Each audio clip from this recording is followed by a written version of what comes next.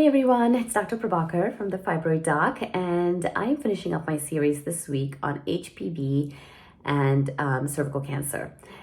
So I wanted to end this week with considerations during pregnancy. So I want to go over top 3 things that pregnant women should know about HPV.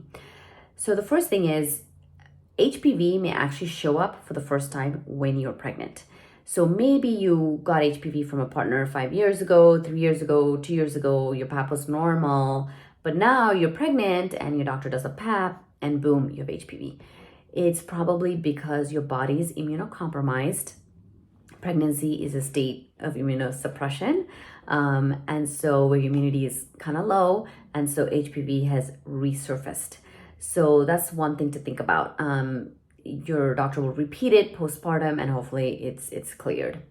The second thing is, if you do have a concerning pap, a colposcopy can definitely be done in pregnancy, and it's safe to do so, and it should be done.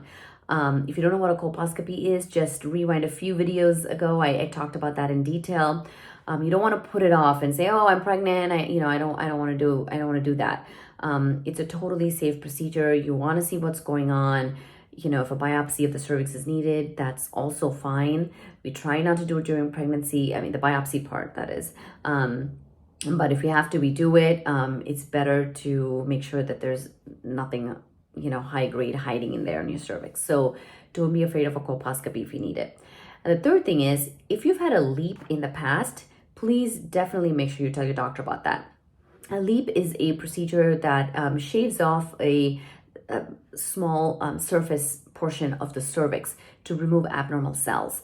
And a decade or so ago, doctors were doing LEEPs very kind of more liberally than we are now. We've become very conservative about how we treat HPV and cervical abnormal cells of the cervix. So LEEP is rarely done these days. It's only reserved for the highest level of dysplasia or abnormality. I think I do like 4 or 5 a year. So there's a lot of other ways to manage abnormal paps.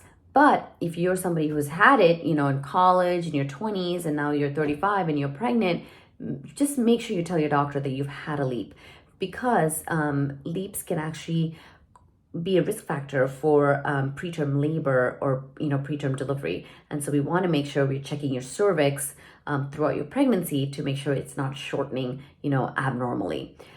So again, the top 3 considerations during pregnancy: number 1, this may be the first time you ever had HPV or an abnormal pap.